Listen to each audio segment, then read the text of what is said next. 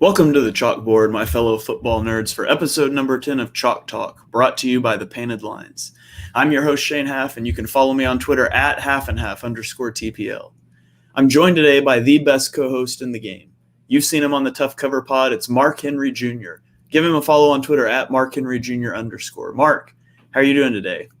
Well, it's not going to be as happy of a show as it was last Monday after a big win, but I'm still happy to be here to talk some football. It was a fun weekend of football, even outside of the Eagles, so we'll get to that after we talk some Eagles. But, yeah, obviously, I came in last Monday riding high, not riding quite as high this Monday. But I'm not freaking out. We'll get into it, though. Yeah, for sure. We've got a great show lined up for you guys, breaking down all of the Week 2 storylines except Monday Night Football to get you, just so you know what happened in all the games. We know you couldn't watch them all. But before we get to that, this podcast is live on Apple Podcasts, so please follow, rate, review. That really helps us out. And if you're watching live on Facebook, YouTube, or Twitter, drop a comment as the show goes along. We'd love to interact with you as we go. And so, Mark, let's open it up, as we always do, with the Eagles and the 49ers. It's the home opener for the Eagles, coming in 1-0, riding high off of their Week 1 victory over the Falcons. Let's just walk through it. What's your first takeaway out of this game? Missed opportunities. I mean, so many missed opportunities. At one point, we were outgaining the 49ers 210-64, and we had a 3-0 lead, and the Niners had the ball. So that right there encapsulates, so many problems of that game. As soon as that, there were two big moments and obviously big missed opportunities that are hard to talk about anything else besides them. And it's obviously, you think you get a touchdown with Jalen Reagor. He steps out of bounds, so that gets called back. And then you think you're going to get a touchdown on a catch where you get a 91-yarder. You think that either he's going to get it into the end zone or they're going to punch it in after that. You're going to get 4 chances. And obviously, a ton of problems. I did not like the play calling after they got down there, after the Quez bomb. And then, obviously, the 4th down Philly special that doesn't get in. I have specific problems about that I'll get into later. But just missed opportunities. You can't miss 2 opportunities against a team like San Francisco like that. And we stopped San Francisco for a long time. It was the first game in Kyle Shanahan's tenure as a San Francisco 49ers head coach in which they didn't get a first down in they didn't get a first down in the first quarter, which that says a lot because a lot of Shanahan's San Francisco tenure has been with Jimmy G hurt or pre-Jimmy G, where they've had terrible quarterback play. So the fact that this was his first game that he didn't get a first down in the first quarter, I think that says a whole hell of a lot about how good of a job we did as a defense to start. You're not going to be able to shut a team down for 4 quarters like we did with Atlanta pretty much. And even then they had success early in the game as opposed to San Francisco, who had success later in the game. So when you don't do anything with the opportunities that you get there in the red zone, you're going to lose football games that way. It's pretty simple. Yeah, absolutely. I think one of the biggest things, I've got takeaways really on all 3 facets of the game: the offense, the defense, the special teams, and we'll walk through them here. But, offensively, the biggest thing that stood out to me is just that Nick Sirianni's game plan stunk. His opening script was awful. You come out against a team with a great front 7, and they're missing their top 2 corners on defense, and your first 2 plays are runs right up the middle. And you end that drive by a run on a 3rd and 6, and then you punt the ball from midfield. Like 3rd and 6 at midfield, that's where you throw the ball twice and you try to go get a first down. They're just bad. You mentioned the sequence of plays. You got the 1st and goal on the 1-yard line, culminating in the 4th down attempt that was just horrific play call. And it worked in the Super Bowl. That's great. It's a different situation. It just is. Nick Foles is not a mobile quarterback that you could use in the power running game or that you can QB sneak. 1st and goal from the 1-yard line. Put Jalen Hurts running downhill 4 plays in a row if that's 4 down territory. I just thought that was bad. I thought the game design was very poor from Sirianni. It was a 3rd and short It wasn't like 3rd and 1 where it was QB sneak. It was like 3rd and 2, 3rd and 3, and we had Jalen Hurts under center, and we tried to run it right up the middle. And I just don't like that. It takes away the threat of the QB run game, the read option, the RPO. I just thought Sirianni had a really bad game. There's a few things I did like about it. I loved the call to go for 2 when we scored the touchdown. That makes a lot of sense. You kick the extra point, it's a touchdown game, but you go for 2 and get it. Now a touchdown puts you up, and the odds of if you fail the first time, you can still go for 2 the second time. So the analytics tell you to go there. I like that. I like the aggressive play call to throw that 9 ball to Quez Watkins from the shadow of your goal line. So I like the aggression.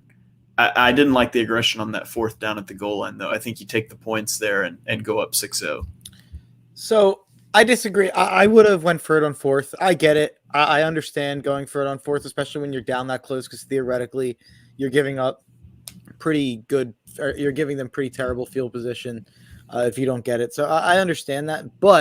And honestly, I don't like the Philly special play call. I think it's a bad play call.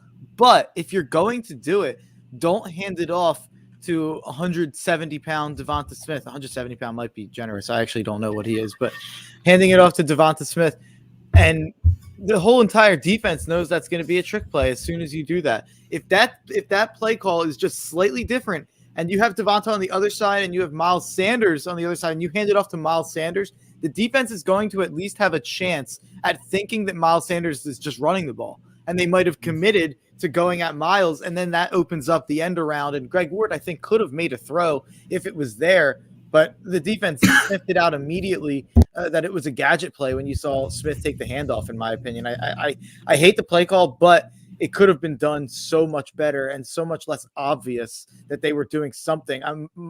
I was watching with my dad, who called it out right away. He called as soon as Devonta took the handoff. He's like, "This is a Philly special," and I was like, "It's not obviously it's not exactly the Philly special, but it's not a direct snap or anything." But there were so many problems, and we didn't. Can we talk about Greg Ward throwing the ball away on 4th down too? Like at least run it. At least run it and try. Like that's just so stupid.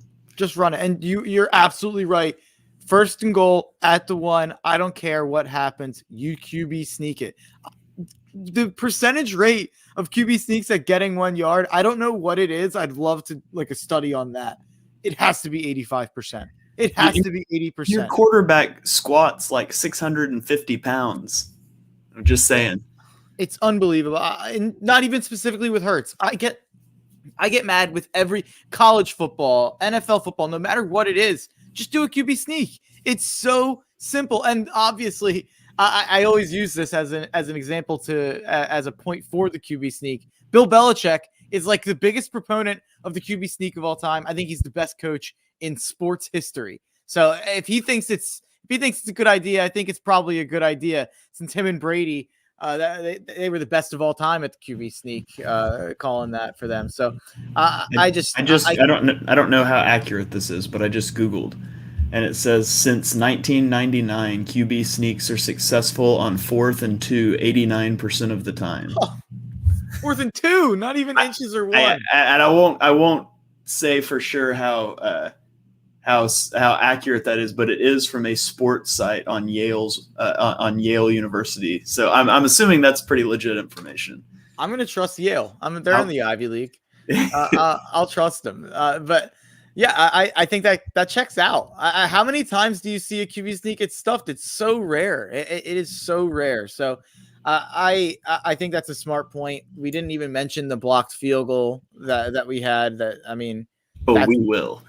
Yeah, I mean, that's just incredibly frustrating. Like, that's an absolute momentum killer, and you just can't end the amount of drives as disappointingly as we did.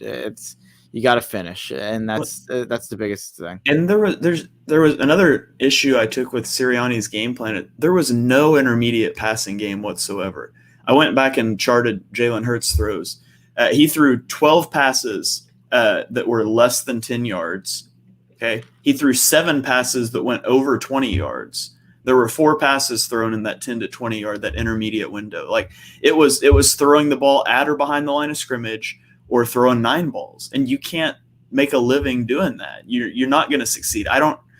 I don't know why we're not scheming up these layered throws that we saw in the preseason. Like, I don't know if we're that terrified of the linebackers, but attack the sidelines, that smash concept that Hurts ran so much last year. And then the clock management in the second half was just terrible. I don't know where the timeouts went. I was kind of watching the condensed game there, but I don't know how you get to 5 minutes left in the fourth quarter of a one-score game and you have no timeouts. That's just poor clock management. Yeah, I agree. It wasn't egregious, I guess, because they were down 2 score. Whatever. It was dumb.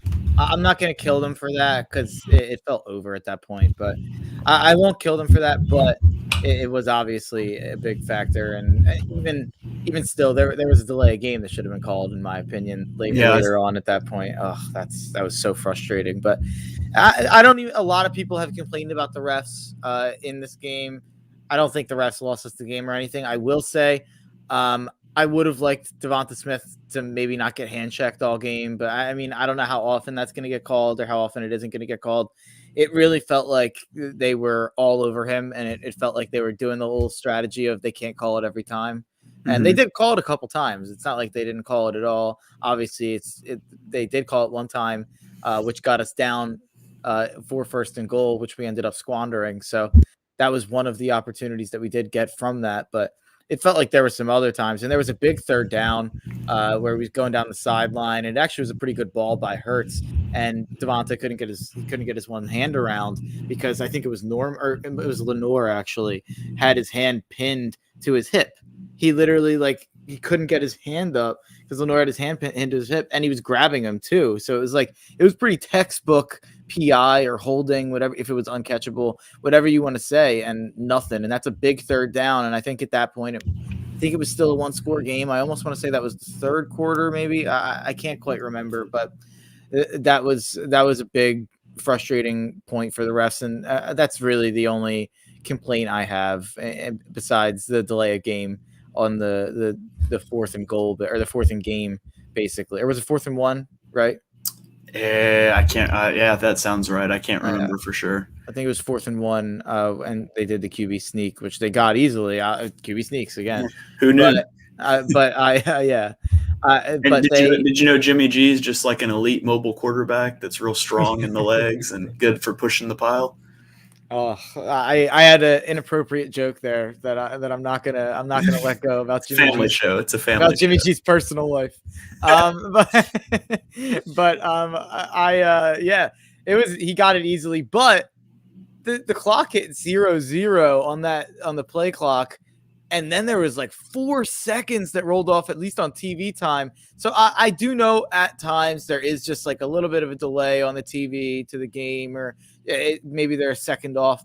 It was not a second off. This was 3 or 4 seconds after it hit the clock, it felt like. So that was a bit weird. It feels like that usually gets called, or at least San Fran should have had to burn a timeout to figure it out, but whatever. I thought ultimately offensively, the performance, it was a culmination of bad coaching, bad quarterback play, and bad wide receiver play. And it's hard to evaluate those three independently of one another because was Jalen Hurts bad, or could the receivers just not get open? Well, were the receivers bad, or was the play calling just bad? It's hard to separate those things. But what I do know is Jalen Reagor, I'm getting sick of him. Everybody wanted to take a victory lap last week because he's caught a screen pass where he had to run no route, and then he had good blocking and ran for a touchdown. That play where he got pushed out of bounds, that is terrible technique from a wide receiver. You can't allow yourself to get pushed into the sideline like that. That is on him. He ended the day with 2 catches for 5 yards. So everybody that wanted to take a victory lap last week, Jalen Reagor has 54 yards through 2 games. And at this point, there's no way he should be out snapping Quez Watkins. Watkins is the better player. He's shown more. And then, Hurts makes exciting plays. He had a bad day, though. He laid some nice deep balls in there, but he routinely missed reads, and he was inaccurate on the day as a whole. He made some good plays. His running ability kept drives moving, which is what we've talked about on this podcast. His running ability raises his floor. But overall, he didn't have a good game, and it's okay to say that. He had a great game week 1. He had a poor game week 2, and you take the good with the bad. It's his 6th NFL start, and we've got to just see what it levels out to. I will say, and this is a stupid point, it doesn't mean much, but I will say I don't think that this performance was as poor as the week one performance was as promising and as good and like hopeful and I guess inspiring kind of like I think that the high was lower than this low was, and like you said, I think it has a lot to do with The high was higher than the low was. Oh yeah, I think I said it. I said it backwards, but before we get hate mail, I just got to correct that one live on the air here. I absolutely agree with everything you said. It was not a great game for Hurts. I'm not going to sit here and act like he had a great game, but I completely agree with what you said about his floor. We've talked about it time and time again, and the difference with what happened in that game and what happened in a lot of games last year. I didn't feel hopeless offensively in that game. There wasn't a ton of 3 and outs. There wasn't a ton of, he gets sacked on first down. It's 2nd and 23. And what are we going to do now? It felt way more competitive than that. And there were so many games last year where we didn't even feel competitive offensively with the QB play we were getting from, someone we'll talk about later with 2 sprained ankles. But I think there's a lot to be said for what you said with the floor. And there's a lot to be said that he had 85 yards, something in that range, rushing on the ground. And a lot of those obviously for first downs and a couple of those on third downs. And that is always the thing I focus on with the rushing ability. He's going to miss reads. He's not ever going to be, Peyton Manning, Matt Stafford, these guys who are prototypical quarterbacks who go number 1 in the draft, who have all the mold as a passer. And, he's not going to be that. But he obviously provides another level for this offense because of his rushing ability and what that does for the running game for the running backs, who I still felt like we had a pretty good game running the ball, but not like week one. And there was a lot of instances where we couldn't get anything going for a couple drives there in the middle. But at the beginning of the game and at the end of the game, it felt like the rushing game got going when Jalen Hurts got going, running himself. And that's something I've always touched on with Hurts. But I think the main question mark with Jalen Hurts and the main conversation, I guess, is Jalen Hurts' arm talent. And does Jalen Hurts have the arm talent to be a starting quarterback in the NFL? And I think the answer is yes, pretty unequivocally. Does he have the arm talent to be, in that class of the upper tier class of running quarterbacks, of mobile quarterbacks, the Russ, Lamar, Kyler, Dak? No, he doesn't have that arm talent, at least not that I've seen, to ever get to that level. But he can get to a level of 80 to 90% of that due to that rushing ability and due to some of the things that we have seen. And I think that one thing that is very important for me to say, and I think something that's being forgotten about, because Jalen Reagor stepped out of bounds, it doesn't mean that that's any worse of a throw by Jalen Hurts. Mm-hmm. Like that was an amazing throw by Hurts in that situation where I think he was actually under some pressure. So I'd have to go back and watch that play. But I thought that was an amazing throw. Obviously the bomb to Quez was a perfect throw where only Quez could get it. And those are, I guess my main point is, Jalen Reagor messing up and stepping out of bounds doesn't make Hurts' day less impressive. Like if Hurts had 51 more yards and a touchdown added onto that stat line, like I think people would be talking differently. And that, to me, that's pretty stupid because the ball he threw is the ball he threw. Does that make sense? Yeah, absolutely. The last guy I'll mention on the offense, and then we can move over to the defense, is Landon Dickerson. Landon Dickerson gets into the game after Brandon Brooks leaves with an injury, which, by the way, for everybody that was like, oh, should you start Landon Dickerson over Isaac Seumalo? What did I say? No, he's going to be in for Brandon Brooks by week 4 anyways. He's in week 2. And Dickerson was terrible. I thought watching the game, he was really struggling. PFF charted him allowing a pressure on 25% of his pass blocking snaps. So maybe something people didn't notice, but Dickerson was really bad in that game. I'm not concerned. He was, he didn't play in training camp. He was injured last year. His first football snaps in, over a year. So I'm not concerned there. It is something to watch, though, as Brooks is headed likely to short-term IR, so he'll miss at least 3 weeks now.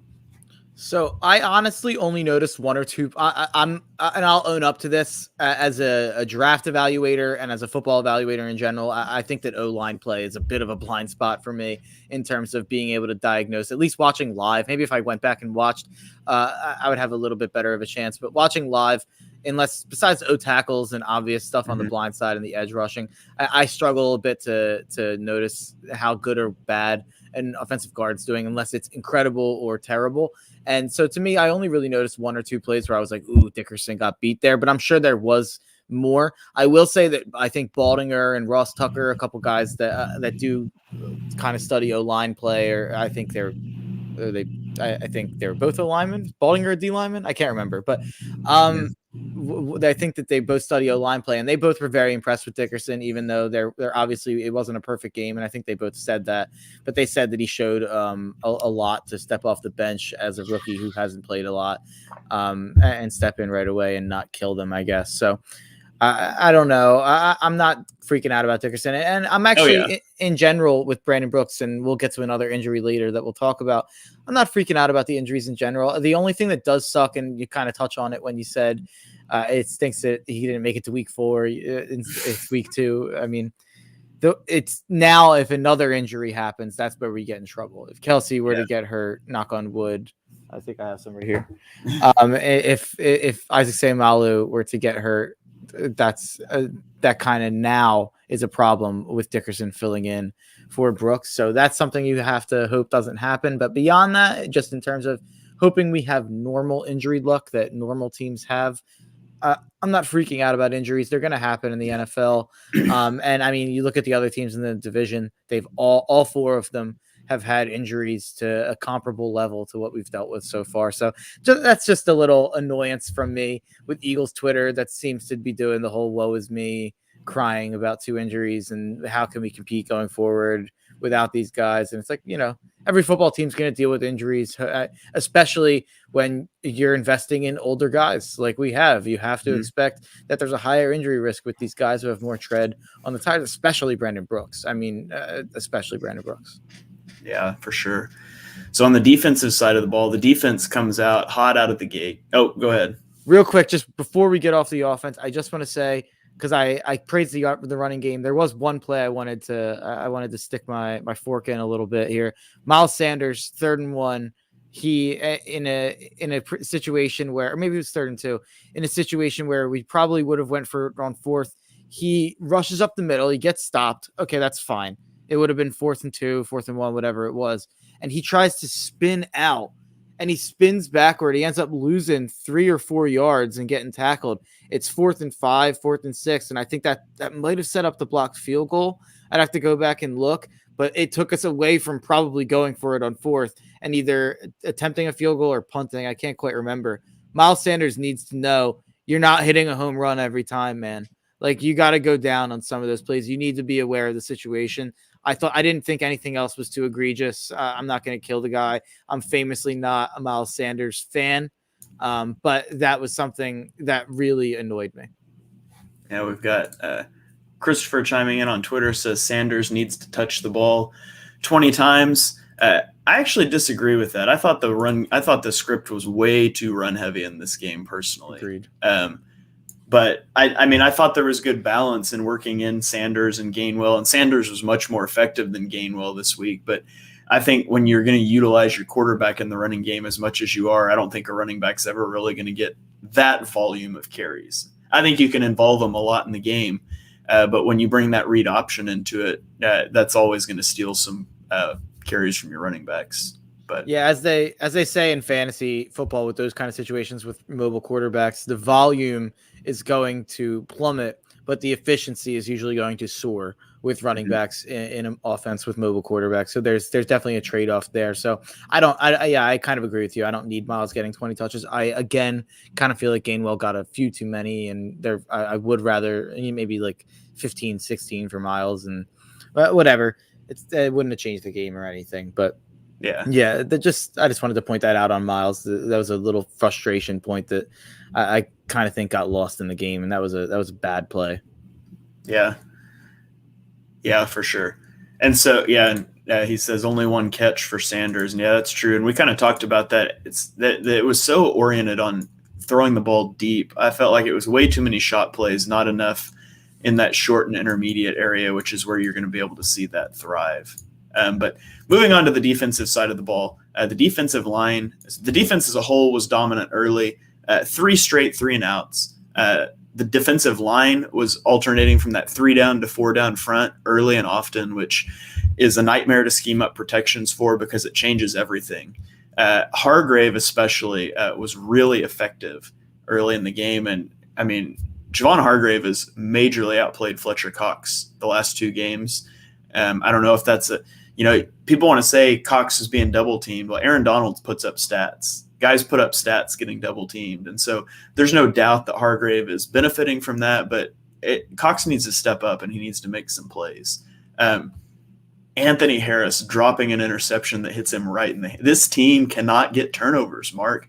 The last 3 years, I looked it up, the Eagles have been ranked 28th, 23rd, and 23rd in turnovers. They're the only one of 3 teams this year without a turnover, and one of them's playing right now and might have gotten one by now. I don't know. So the Eagles cannot get turnovers to save their life. But the biggest thing I wanted to point out on the defense is the 49ers showed the blueprint of how to run on the Eagles. Those toss plays to get away from the defensive tackles to get out to the edge. I think that's something you're going to see a lot moving forward from opposing teams. Yeah, I don't think that the Eagles have gotten a interception on a tipped pass in like 4 years.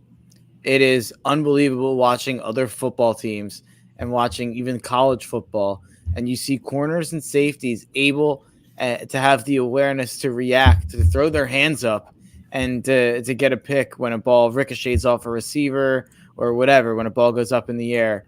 And it just seems like our D-backs, no matter what their name is, Steven Nelson, Darius Slay, Anthony Harris, I've seen all of them kind of have chances at 50-50 balls at getting a pick, and we just never can make it happen. And that's been a thing for years. And maybe that's why hopefully when I shouldn't know. This joke doesn't even work anymore. I was going to work in a joke about how when the Colts give us a top 5 pick, we could take Kyle Hamilton, who all he does is get tipped picks. But I mean, the Colts aren't even going to give us a pick anymore. So whatever, we'll get to that later. But the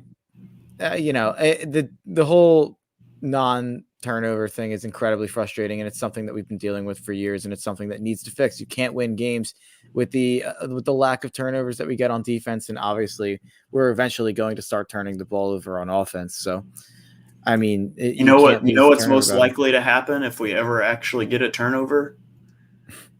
Derek Barnett to get it called back on a penalty. Like, I'll let the listeners fill in the blank here. Derek Barnett was an absolute.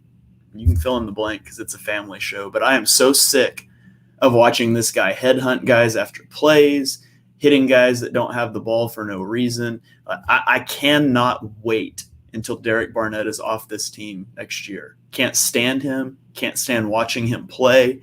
Can't stand watching him make stupid play after stupid play while he does nothing legally between the whistles. I'm just over Derek Barnett. I want him gone. And unfortunately, we're going to see him more now because Brandon Graham's done for the year. But I'm just done with Barnett and have been for a while.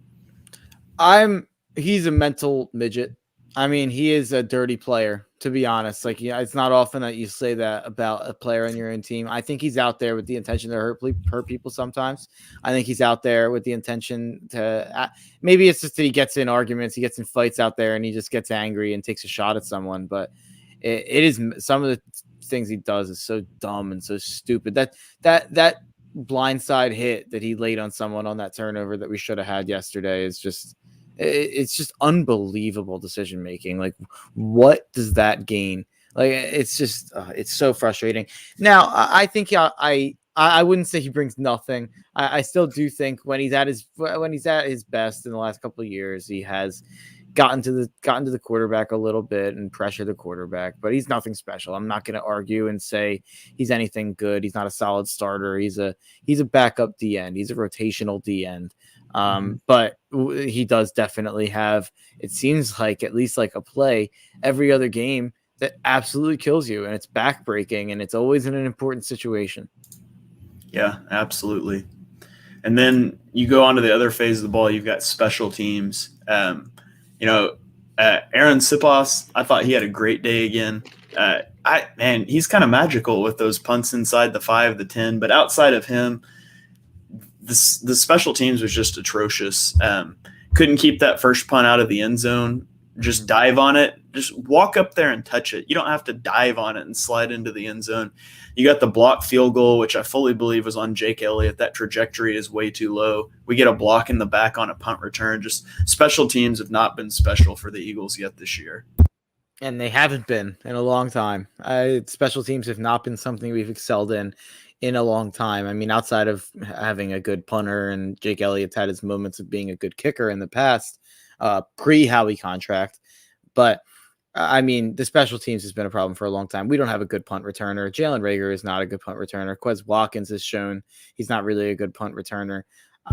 I don't know what we're supposed to do on special teams to fix it really either, because it seems like, Jake Elliott's locked in. We don't have a clear option for a returner, and we're clearly not all that good at, I mean, yeah, for sure. The Jake Elliott, it looked like the entire left side of the line gave out on that play too. That's not what ended up getting it blocked, but maybe that had some pressure that changed the trajectory. I don't know, but that whole play was a mess. And the special teams are just an absolute travesty, and I'm sick of it. I know it's like a cliche, the whole 33% of the game is special teams, and I'm not saying that that's true, but maybe it's 10%, maybe it's 15%. And when you're absolutely terrible at it and you have the disadvantage at that pretty much every week, it's a problem. Yeah. So, injury report from the game: Brandon Graham is out for the year with an Achilles. Brandon Brooks is out with a pec injury. They believe he's going to be headed to short-term IR, which would be at least 3 weeks out.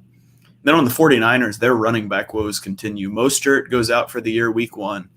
Elijah Mitchell gets the start and gets injured against the Eagles. He's replaced by JaMychal Hasty, who hurts his ankle, and is replaced by Trey Sermon, who's injured on his first snap.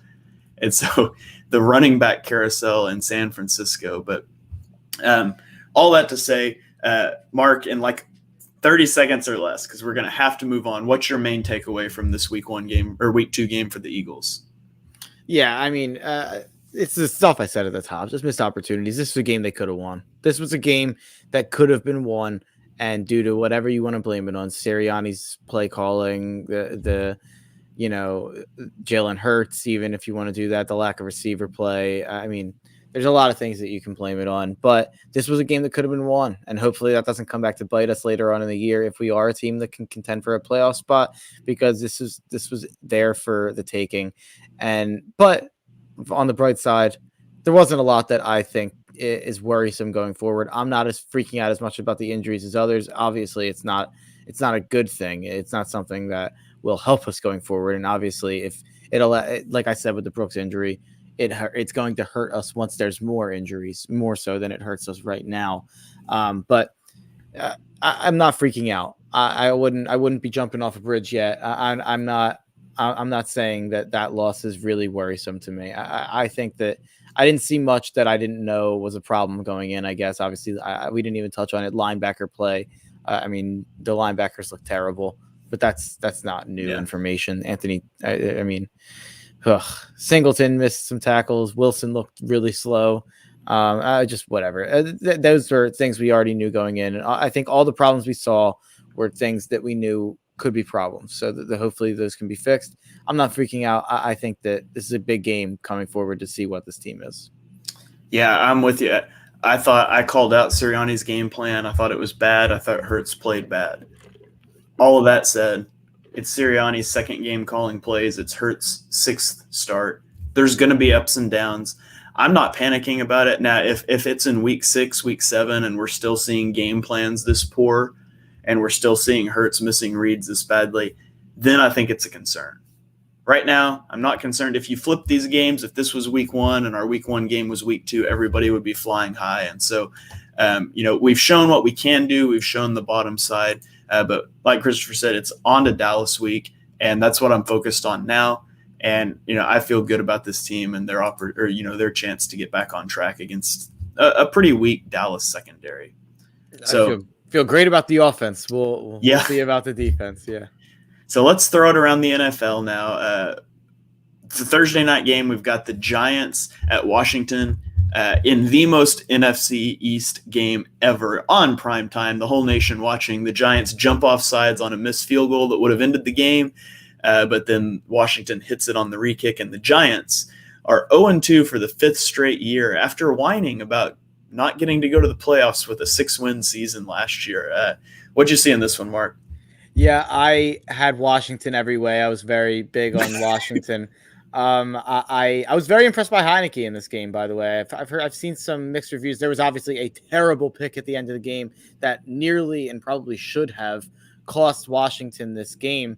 But besides that, I thought Heineke gave them a chance to win. I think he had over 300 yards. I mean, he actually set some records in his first couple starts now.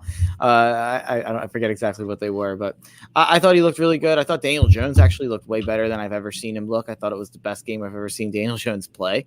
But in the end, the Giants are going to the Giants. I mean, that jumping off sides is just unbelievable. That was an unbelievable way to lose. I didn't hit the spread, but I hit my team total over, and Washington money line ended up being huge for me. I didn't know it at the time, but I put it in like 3 parlays with like Rams, Patriots, Cardinals, a bunch of money lines, and all of them ended up hitting. So I didn't know at the time. I thought it was just the first leg of a parlay that would hopefully hit. If that Washington money line didn't hit, my weekend would have been a lot different. So I'm very, very thankful to Dexter Lawrence for lining up all sides so they could get a second chance at that field goal. I mean, what a way to lose. Just that's an all-timer. And by the way, Saquon being at Penn State on Saturday as the guest picker on College Game Day, less than 36 hours after he had his heart ripped out on Thursday Night Football. I wouldn't be happy about that if I was an Eagles fan and that was an Eagles running back. That's all I'll say. If Miles Sanders was at College Game Day on Saturday for Penn State after playing terrible for 95% of a game and losing in a heartbreaking fashion, I'd be annoyed. That's all I'll say. I think the biggest takeaway for me in this game is just that I don't think either one of these defenses is nearly as good as people gave them credit for. I called the Washington football team defense elite, and they've looked anything but it through the first 2 games. I never called the Giants defense elite, but I thought they had a shot to be a really good defense, and they just haven't shown that. And so, both of those teams are defenses that I thought would be pretty good, and that just hasn't been the case at all. I think it's just both secondaries. I think the front sevens for both have been fine. I think they've gotten pressure at times. Obviously not as much in week 1 because Rashawn Slater really shut Chase Young down. But I think it really has to do with the secondaries. They are the Washington secondary is a serious problem. I mean, that is something that they're going to have to figure out going forward. I am absolutely floored at how bad that secondary looked. That defense is only going to be as good as that secondary is because we know what they have in Chase Young and Montez Sweat and all the other guys, Allen, all the other guys on that defense. I thought that the D-backs was a strength for them. I mean, they were a strength last year at least. So pretty shocking how bad, or I guess I should say pretty shocking how good they made Daniel Jones look. Yeah. So moving on to Cincinnati at Chicago. Mark, we've said it all along. The Bears need to play Justin Fields. He makes his debut, they win. Now, obviously, it's not that simple because Justin Fields actually looked pretty bad coming into the game after the Andy Dalton injury. Made some exciting plays. He made some crucial mistakes. All in all, not concerned. Same situation. I mean, he's been the backup. He's taken the backup reps. He gets thrown into a game cold. We'll see how he does next week after a week of starter reps. But to me, the real storyline of the day for the Bengals on their side is just the continued shaky O-line play. I know Jamar Chase had the great week 1. I don't think we're done talking about should they have taken an offensive lineman instead of him, though. What were your thoughts watching Cincinnati and Chicago? By the way, this was one of the 2 games we disagreed on and I went 2-0 in those games. That's all I'm saying. But no, I'm joking. But that was a garbage game. This game, I think Joe Burrow had 3 straight interceptions on 3 straight pass attempts in this game. I think 2 of them went for touchdowns, actually, too. So that was obviously the difference in the game. Andy Dalton goes on a touchdown drive to start the game, and then gets hurt. We'll obviously see going forward what happens with that situation. It doesn't seem like it's all that serious for Dalton. So I hope Fields can step in and kind of take the starting job away. I would hate to see Andy Dalton come back in and play. I hope Fields is the guy going forward, even though he did not look all that good in week 1. Absolutely. So let's move it. Let's keep it on moving here. Houston at Cleveland, in a game where Houston gave Cleveland a little more than people thought they would. For the Browns, OBJ still hasn't played. Jarvis Landry leaves the game with a knee injury. On the Houston side, Tyrod Taylor leaves with a hamstring injury as well. And he's a guy I just feel bad for. Like, Tyrod goes to Cleveland. He plays okay. They draft Baker Mayfield. So he goes to LA, and LA immediately drafts Justin Herbert. And they still are going to roll with Tyrod as the starter until the team doctor punctures his lung last year. Totally out of the blue thing. And then, of course, Herbert wins Rookie of the Year. And now he goes to Houston, a place nobody wants to go. And he played really well in week 1. He was playing well in week 2, and then he gets hurt again. So Davis Mills comes in, looks pretty awful for the game, and Cleveland comes out with that win. But what are you taking away from this one? This wasn't a game I had my eye on. I was at a sports book on Sunday again. So I was the way it was is I kind of had 5 games and 2 big games that I had an eye on. So there were 2 games where I couldn't watch. This was one of those 2. I kept looking over, and it's the Texans are hanging around. Then I saw the notification Tyrod got hurt. And then every time I checked after that, Texans couldn't make anything happen. So I didn't have too many takeaways from this game. I wasn't paying too close of attention. Not many people are going to be paying attention to Texans games this year, to be honest. So a game that we were paying attention to, though, the Los Angeles Rams at the Indianapolis Colts. Carson Wentz leaves the game injured. Now they're saying he sprained both of his ankles. And my question is how?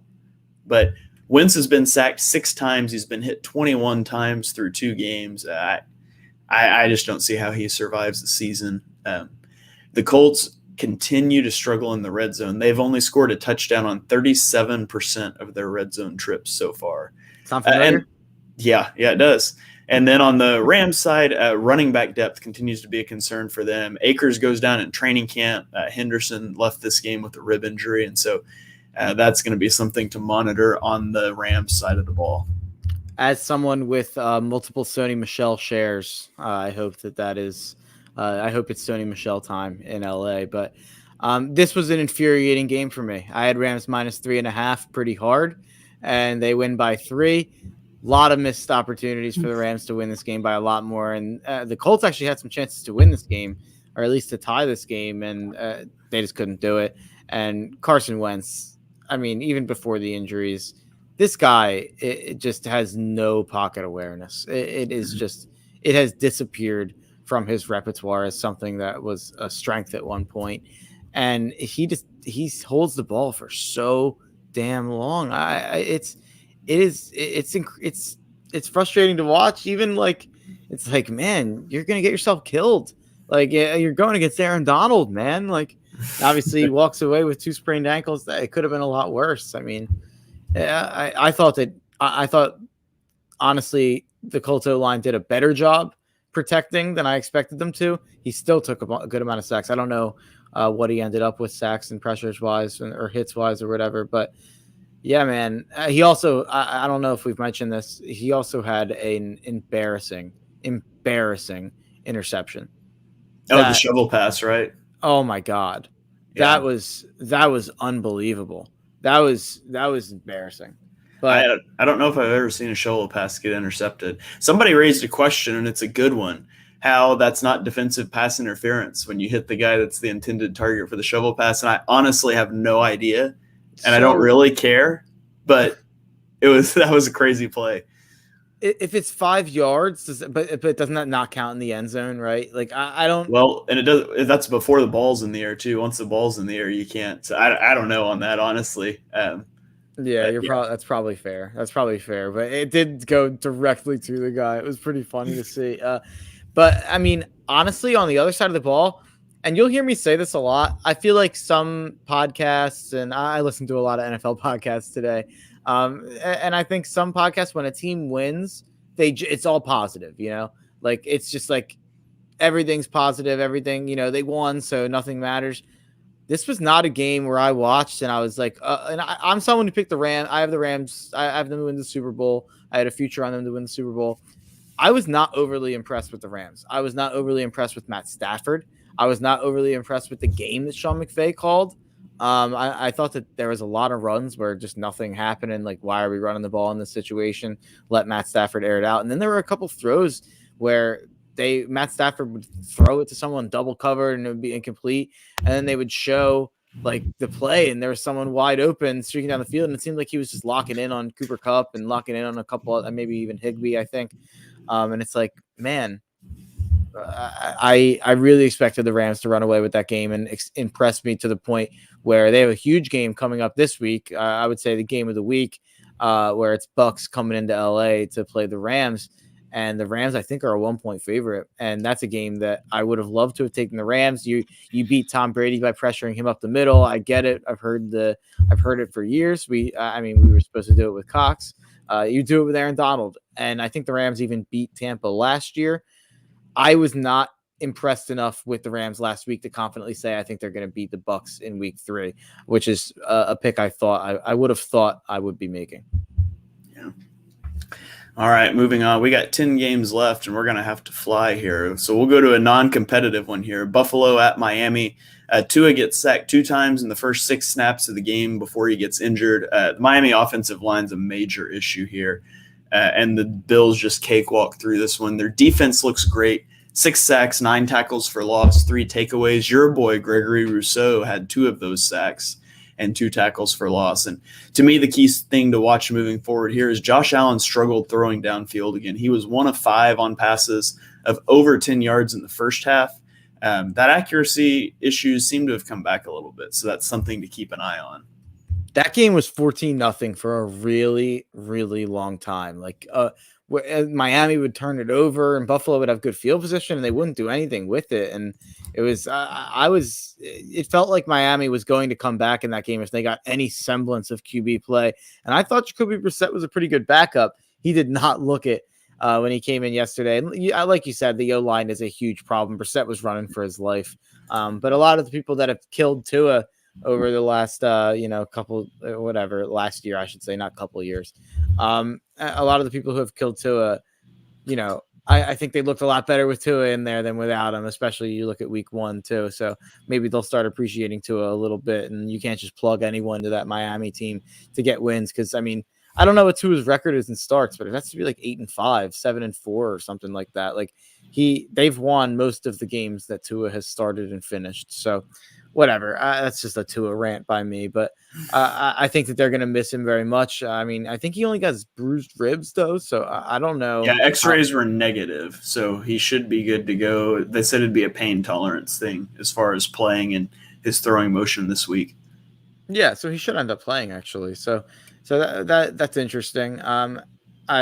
He got carted off for bruised ribs, which is kind of funny now to look back at it. I think I saw a couple jokes about that, but yeah, I mean, this was a blowout. This was just a trouncing, even with Josh Allen not playing all that well. Yeah. Other game in that division, the New England Patriots at the New York Jets.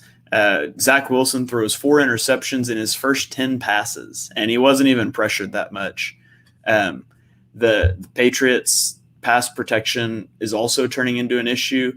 I'm not sure if that's what's keeping them from moving the ball downfield, or maybe it's just that Matt can't. I can't really tell you that right now, but I can tell you they're not throwing the ball downfield. So pass protection was a major issue in both games, but one rookie quarterback definitely looked better than the other. Yeah, I mean, I said this was one of my favorite bets of the week. I love the Patriots, and I said it on the podcast on the week 2 preview. All the stats about the rookie quarterbacks against Belichick. By the way, I went back and listened to that. I said 24% completion percentage, but I meant 54%. And those stats just get helped with that Zach Wilson performance. I think it was 21 touchdowns and 37 picks. I believe it's now 21 touchdowns and 41 picks against rookie quarterbacks, and I believe that record against Belichick for rookie quarterbacks is now 6-22. So yeah, I mean, if you're a rookie quarterback, maybe fake an injury before you go play Belichick and the Patriots. Yeah, maybe so. All right, rolling on. Las Vegas Raiders at the Pittsburgh Steelers. Derek Carr played really well, 382 yards, 2 touchdowns. The Raiders' offensive line was a weakness, which is to be expected after they sold everyone this offseason, but now they've got injuries piling up. They had 3 backups on the field at one point, which Eagles fans can certainly relate to. And ultimately, the Steelers' defense couldn't overcome the Steelers' offense, which is becoming a major concern. Ben stinks. I mean, that's my main takeaway from that game. There was even a couple like completions that they made where their receivers had to do so much to make the completions, come back to the ball or go get the ball up in the air over a corner. And Ben Roethlisberger did not look good in that game. And like you said, Derek Carr looked great. Derek Carr, early MVP candidate. He's on pace for like 7,000 yards right now. He's got like 817 yards in his 2 games. So just keep it up, and that'll be pretty good for the Raiders. But John Gruden, all he does is start out like 5-1 and then finish like 8-8. That's the John Gruden playbook. It is actually insane that they started the year with wins over the Ravens and Steelers. I mean, it's incredibly impressive. After a short week too, here you go on the road after Monday night. You go on the road to Pittsburgh, a tough place to play. And you win the game. It was incredibly impressive. And not to spend too long on this game, but I think I have more to say about this game than most of the other games. The huge moment of this game, I think it was 16-14 Raiders with about 8 or 9 minutes left in the game, and the Steelers had just scored a touchdown to make it 16-14. And it's, first and 10, 2nd and 10, nothing going. It's 3rd and 12 or 3rd and 11. And instead of, just running the ball and, we're going to punt and play defense, they go down the field and they get a huge, 70, 80-yard touchdown out of Henry Ruggs, who finally is starting to look better for the Raiders and finally starting to make some plays down the field, which is what they drafted him to do. And he won that game. That play won that game. Once they went up by 9 with, 7 minutes left, that really put that game on ice. The Steelers never even ended up scoring at all, I don't believe. So a big win for the Raiders. And as someone who likes Derek Carr a lot and as someone who can't stand the Steelers, that was something I did not mind seeing at all. Yeah, absolutely. So let's roll on to the New Orleans Saints at the Carolina Panthers. Sam Darnold looked good in this one. He's played a bad Jets team and an injured and COVID-contaminated Saints team. Is that why? It might be. He plays a bad Texans team this week, so we're going to have to wait till at least week 4 to find out that answer. But bad Jameis showed up this week. After good Jameis did last week, I think it's safe to say the 2 most shocking results of the year have both involved the New Orleans Saints thus far. Yeah, I stayed away from this game from a gambling perspective because I was like, I don't know what's going on. All the Saints have COVID, but the Saints should be the better team here. I don't know what to do with the Saints. I have no idea what to say with the Saints. I have no idea what they are, and I kind of feel the same with the Panthers. I guess I do know what they are. I'm still not gonna, I don't think Sam Darnold's a good quarterback. I'm never really gonna think that until it's proven evident to me that it is. He'd have to show it to me for a long time. I think that roster is fantastic. I think they've done a really good job building that roster in Carolina, and I think they've done a really good job drafting over the last couple of years to put talent around the quarterback. I think a lot of people are freaking out about how good he looked. I think this might be a bit of a throwaway game. It felt like everything went right for Carolina. Everything went wrong for New Orleans. The New Orleans couldn't get anything going. The field position in this game was so slanted towards Carolina. It seemed like every time I looked at that game, Carolina had the ball and they were taking over at like the either 40 or like the 50. I mean, just incredible field position all game for Carolina, and that was my main takeaway. Yeah. So moving on to Denver at Jacksonville, where we had a generational quarterback prospect taking on Trevor Lawrence and his Jaguars. And Teddy Bridgewater comes away looking very impressive. 328 yards, 2 touchdowns, no interceptions. This podcast has always been on the Teddy Bridgewater bandwagon.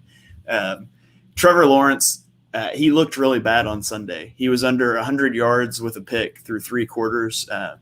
Again, though, I mean, he needs major help on the O-line and at tight end, which is exactly why you don't draft a running back in the first round. They could have gotten him somebody that would help.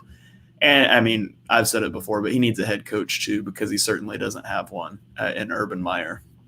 No, I completely agree there. I mean, I don't have much to say. This wasn't a game I was keeping close tabs on, but Denver is going to be 3-0 this week after I believe they play the Jets.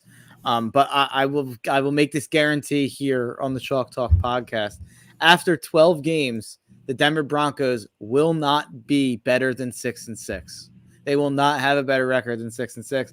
If you look at their schedule after the Jets, it's versus Ravens, at Steelers, versus Raiders, at Browns, versus the Washington football team, at Dallas, versus Philly, at the Chargers, at the Chiefs.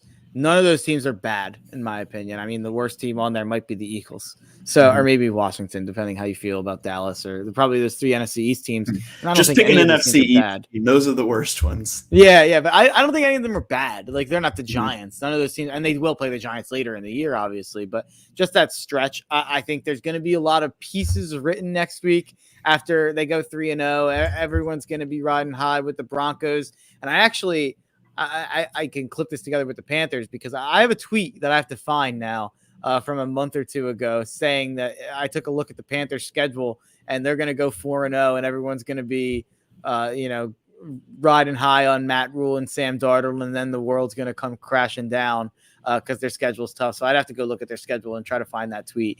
But I think Carolina and Denver I'm looking at with a bit of a side eye. I don't know how legitimate those teams are, but there are definite strengths on both rosters. Yeah, moving on to Minnesota at Arizona. Kyler Murray throws for 700 yards, which is a typo in my notes. I think that was supposed to say 400 yards. 700 yards would be quite impressive. He has 689 yards, 7 touchdowns, and 3 interceptions on the year with 2 rushing touchdowns through 2 games. Kyler Murray is putting up MVP-type numbers as well. The offense has put up 38 and 34 points, but it was a bad showing from the defense that got lit up by the Vikings. Good news for Vikings fans. They couldn't stop Kyler Murray. They get to play Russell Wilson next week, and he's basically the better version of Kyler Murray. So Minnesota is rapidly headed towards an 0-3 start, while the Cardinals are still undefeated. I will say Kyler did make a lot of huge plays. He had a couple bad interceptions in this game that made it a game, really. And even late, he ran out of bounds instead of staying in bounds at one point towards the end of the game, towards the end of regulation, that forced this game to go to overtime. But then, I mean, or wait, did it go to overtime, or was it just a kick? I can't remember. No, it was just the Vikings just missed a field goal, or they missed an extra point that would have sent it to overtime. I think the Cardinals had the ball with like 2 minutes and 30 seconds left, and if he didn't run out of bounds, I think Minnesota had 3 timeouts. It ended up saving Minnesota a timeout or whatever happened, and then it ended up being pretty important. But I mean, this was an insane game. How many times does it feel like over the years we've seen Minnesota lose a game because of a kicker? It's unbelievable. I on extra points, no less. Yeah, I haven't seen any franchise have worse kicker luck than the Minnesota Vikings. It is unbelievable. But I thought Dan Hansis, he's on the Around the NFL podcast. He's a good follow. I thought he had a great point about this game that I thought was funny. I don't know if you ever watched Friday Night Lights, but he said the Vikings-Cardinals game played out like the third act of a Friday Night Lights episode, one of the craziest games in a long time. And it's so true. It's like so many twists and turns that were like, oh, the Cardinals are going to win. Vikings are going to win.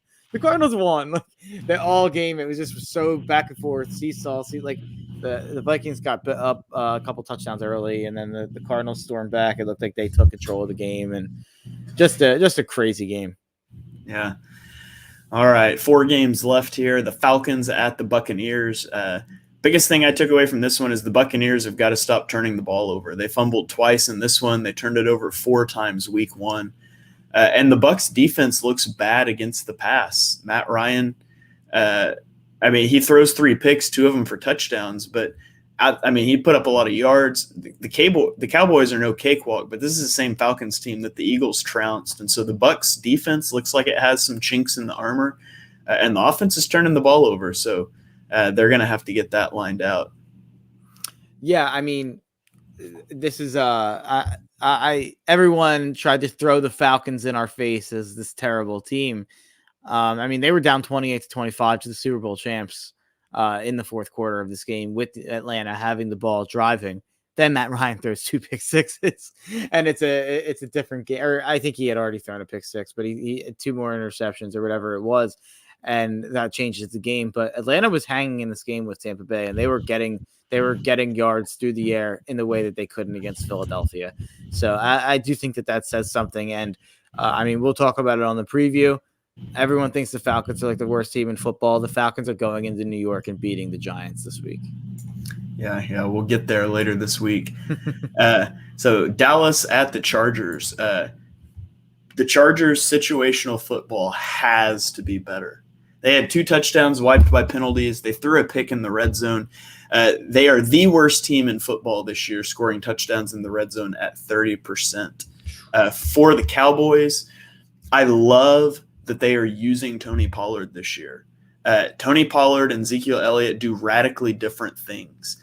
Tony Pollard is a much better running back in the open field. Zeke Elliott is a much better guy at turning a 2-yard carry into a 4-yard carry and in pass protection. And for all the ills of Mike McCarthy, he's playing to those strengths. And I like how they're utilizing that. And Micah Parsons had a fantastic game, getting to rush more with DeMarcus Lawrence out. And so after a rough week 1 for Parsons, I thought he had a really good week 2.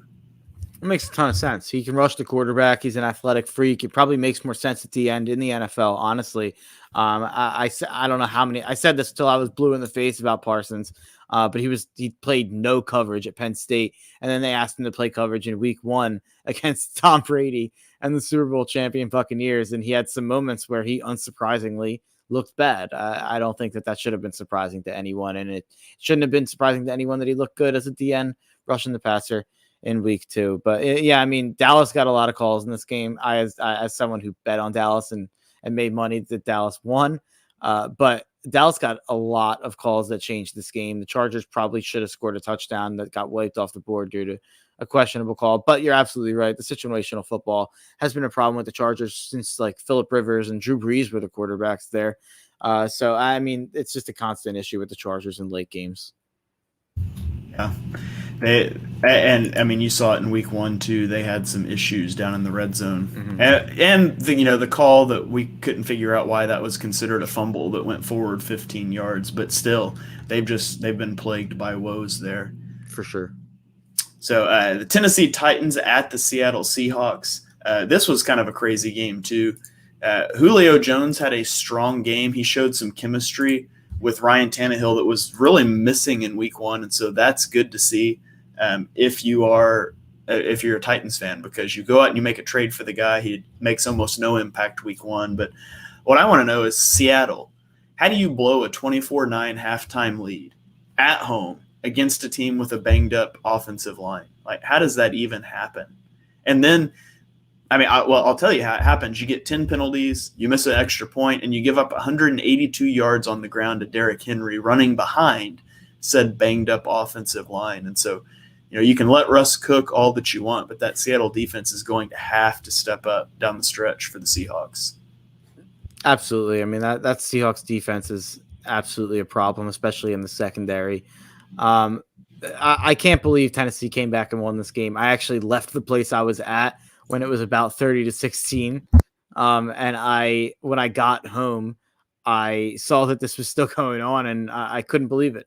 I could not believe Tennessee had made a comeback, and also really helped me in fantasy. Derrick Henry, what a monstrous performance out of Derrick Henry. I mean, that looked like, some of the old King Henry stuff in the fantasy playoffs of the last couple of years where he drops 45 fantasy points for you. And if you played against him, you lost. And if you played him, you won. Derrick Henry, when he gets going, is just unlike anything else you see.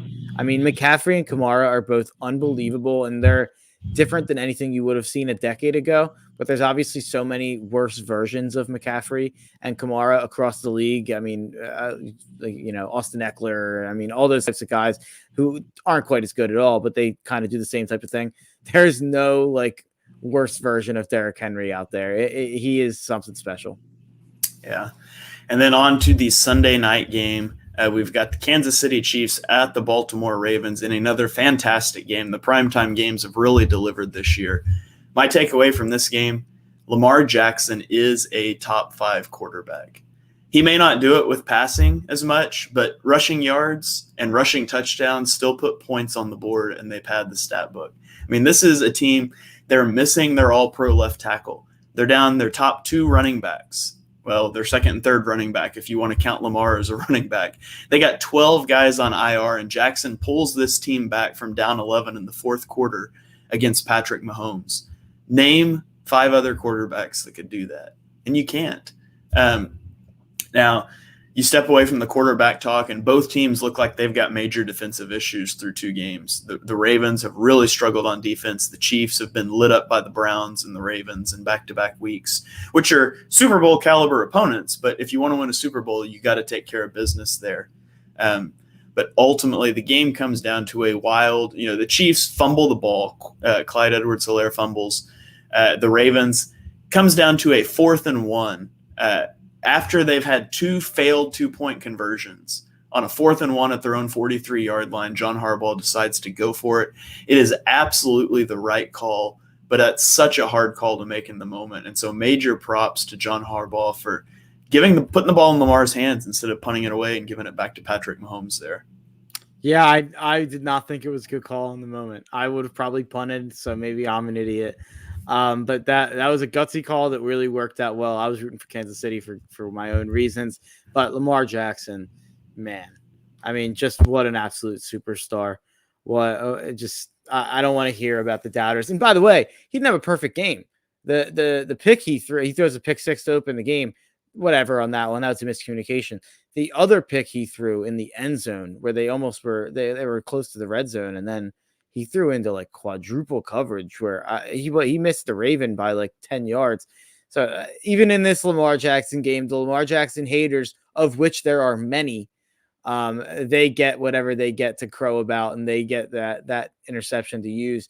But if you watch the rest of that game after that second pick that he threw, that was maybe some of the best like 2.5 quarters of football you'll ever seen a player play in a game. I mean, he just absolutely carried that team that, like you said, is just so injury ridden right now, to a win against the best team in football.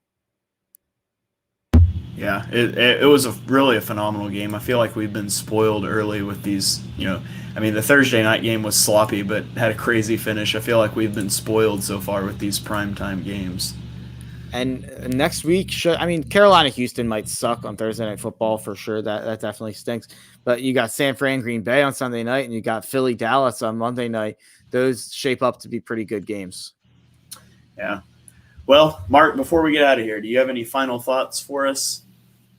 Not really, actually. I don't have too many final thoughts. I guess I'll just leave it with this. Kyle Hamilton is the best player in the country. I mean, me and Shane are going to be doing a lot of draft talk after the season, and I'm sure there'll be certain moments throughout the year that we touch on certain guys. But I mean, Kyle Hamilton, if you don't know about him and you're a college football fan or someone who follows the draft at all, go do some research. He's been making plays every single week. He is so instinctual as a safety. I haven't seen anything like it out of a college safety that I've ever evaluated. I can't even remember the last college safety or safety prospect in a draft that would even come close to where I'm going to have Kyle Hamilton on this big board next year. I mean, I don't know when the last time his safeties went top 10, top 15 in a draft. Maybe Shane can help me, but Kyle Hamilton's almost a lock to go top 5, top 10 next year. So if you're not watching Notre Dame games, and I don't blame you because I think Notre Dame stinks this year. They have a chance to lose 4 of their next 5 games. So watch out for that. But Kyle Hamilton it's the classic meme. I tweeted it out the other day where it's the really nice car under the really crappy garage and like the shack. Like it's like the $1 million Bugatti. Kyle Hamilton is a bright spot on an otherwise terrible Notre Dame team. And if you don't know about him, go watch some highlights because he is fun. He makes some plays happen. For my final thoughts, I had a couple. I'm going to narrow it down to one because we're too long. But when we all know I'm an Oklahoma fan, and while watching the Oklahoma game, I saw, no hyperbole, the best catch I've ever seen in my entire life. And so I just want to share it with anybody that missed this. If I can get my cursor to work here. This is a defensive back. This is a defensive back jumping, like spinning 180 degrees and one-handing this pass. And I've honestly, like, that's better than the OBJ catch. That's better than any catch I've ever seen. My jaw hit the floor when I saw that one. So, and I didn't even know who this guy was. I had to go look him up. But just an incredible catch. I can't believe whatever those gloves he was wearing, Nelson Aguilar should have invested in some of those. He'd probably be making a lot more than he is right now. So you said you had to look him up. Was he a draft prospect at all? Hold on. Because I saw a lot of people being like, "See you on Sundays." Like everyone's like, "That's gonna get that kid drafted," or at least it should. I would draft him in like the 6th, 7th round just off that play alone. Just off that one play. Seriously. Yeah. Oh it's my God. Let's see. That is DJ Graham. He is a sophomore. That's about all I know about him. That's pretty young. He's starting on a pretty good team there in Oklahoma, so I'd imagine he probably has hopes to make it to the league. Yeah, OU's got notoriously bad defenses, but obviously that one worked out. So he's a starting outside corner for him. Maybe he ends up in the NFL on Sundays. We'll see. But I think Oklahoma's defense is supposed to be, just in terms of like recruiting right now and the prospects that they have right now, isn't it supposed to be like their most talented defense of all time? It is, and I've been hearing hearing that Riley era at least. As I say, it is, and I've heard that every year for the last 5 years, and they always are not. So I believe it when I see it. But that's fair. All right. Well, thank you all for joining us for episode 10 of Chalk Talk, our review show. If you enjoy what you heard on the show, and we know that you do, be sure you smash that subscribe button so you don't miss the next episode. Drop us a 5-star review on Apple Podcasts. It would really help us out. Stay tuned. We'll go live later this week to preview and get you ready for week 3. Between now and then, you can follow me and Mark on Twitter at @halfandhalf_TPL, at Mark Henry Jr. _. So from me, from Mark, from the Painted Lines, we'll see you next time. Clicked the wrong thing.